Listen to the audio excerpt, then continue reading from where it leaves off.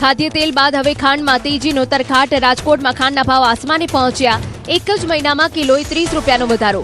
35 રૂપિયા કિલોએ મળતી ખાંડના ભાવ 75 રૂપિયાએ પહોંચતા ગ્રાહકોને ફટકો। ઉપરથી ભાવ વધારો આવતા ખાંડના ભાવ વધ્યા હોવાનો વેપારીનો દાવો। વરસાદ ખેંચાવાનું પણ એક કારણ। ભાવમાં મોટા ઘટાડાની શક્યતા હાલ નહીવત। રાજકોટમાં રોજ 750 ટન ખાંડનો વપરાશ। રાજકોટમાં 1લી તારીખથી હોટલ્સ પર ચાની ચુસ્કી થશે મોંઘી। ખાંડના ભાવ વધતા ચાના ભાવમાં વધારો। 20ની આખી ચા હવે 30 અને 10ની અડધી ચા 15 રૂપિયામાં મળશે। રાજકોટમાં 2500 જેટલી ચાની હોટલો પર અસર। ખાંડના ભાવ વધારાની સીધી અસર ચાની કિટલીઓ પર। ખાંડ મોંઘી થતા કેટલી સંચાલકોનો ખર્ચ વધ્યો। ચાના વેપારીઓનો ભાવ વધારવાની કરી રહ્યા છે વિચારણા। ગેસ, ચા, ખાંડના ભાવ વધતા ચાનો કપ થશે મોંઘો। અમદાવાદમાં ખાંડનો કિલોનો ભાવ 60 થી 75 રૂપિયા। ખાંડ મોંઘી થતા કેટલી સંચાલકોનો વધ્યો ખર્ચ। ગેસ સિલિન્ડરની અછત સમયે પણ ચાના ભાવમાં થયો હતો વધારો। ભાવ વધારાની સામાન્ય ગ્રાહકોના બજેટ પર થશે સીધી અસર। અમદાવાદમાં સામાન્ય લોકોના રસોડા પર મોંઘવારીનો વધુ એક ડામ। ખાંડ, ખાદ્ય તેલ, શાકભાજી બાદ કઠોળ પણ મોંઘા થયા। દાળમાં 5 થી 10% અને ખાદ્ય તેલમાં 3 થી 8% સુધીનો વધારો। દૂધ, ખાંડ અને અનાજના ભાવમાં વધારો। રક્ષાબંધન જન્માષ્ટમીના તહેવારમાં મીઠાઈનો સ્વાદ બનશે મોંઘો। તહેવાર ટાણી મીઠાઈના ભાવમાં વધારો। રો મટીરિયલ સહિત મીઠાઈ 5% મોંઘી થઈ।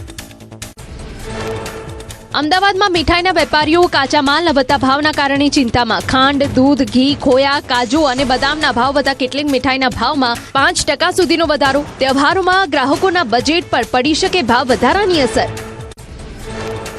ટ્રાન્સપોર્ટેશન, પેકિંગ મટીરિયલ અને કારીગરોની મજૂરીના ખર્ચમાં પણ વધારો। જૂના ભાવે મીઠાઈ વેચવી મુશ્કેલ બની રહી હોવાનો વેપારીઓનો દાવો।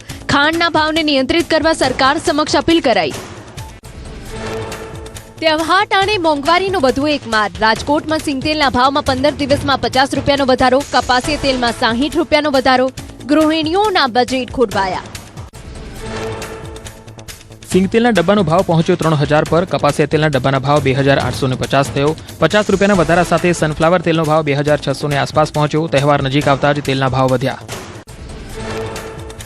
રાજકોટના ધોરાજીમાં નકલી દૂધ બનાવવાનું કૌભાંડ। કાથરોટામાંથી 800 લીટર ભેળસેળયુક્ત દૂધનો જથ્થો ઝડપાયો। પોલીસે 1 લાખથી વધુનો મુદ્દામાલ કર્યો જપ્ત। ભાવેશ ભારાઈ સામે કાયદેસરની કાર્યવાહી હાથ ધરાઈ। દૂધ પાવડરના નમૂના વડોદરા લેબમાં પરીક્ષણ માટે મોકલાયા।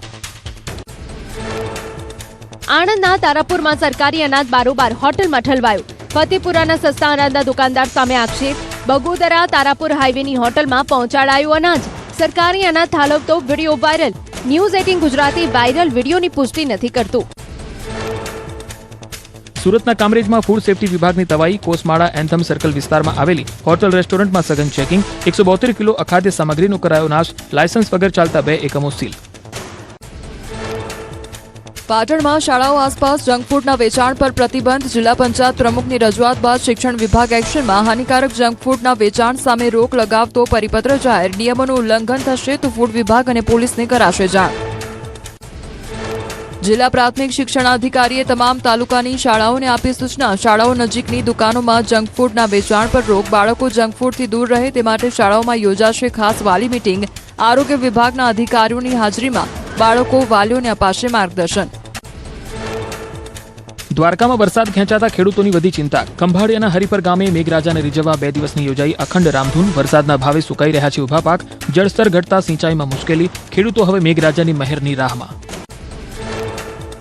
કચ્છમાં સારા વરસાદ માટે મહાયજ્ઞનું આયોજન। પાનદ્રોહ જલારામ મંદિરમાં 27 ઓગસ્ટથી 6 દિવસીય વર્ષા મહાયજ્ઞ। શોભાયાત્રા સાથે મહાયજ્ઞનો થશે પ્રારંભ। ગાયના ઘી સાથે ઔષધિઓ, ધાન્ય અને જડીબુટીઓની અપાશે આહુતિ।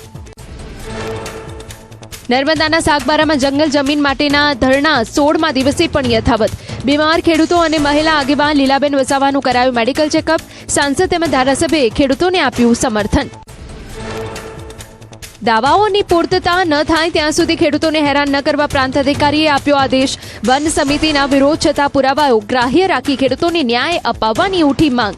ન્યાય ન મળે ત્યાં સુધી આંદોલન ચાલુ રાખવાનો ખેડૂતોનો નિર્ણય અડગ।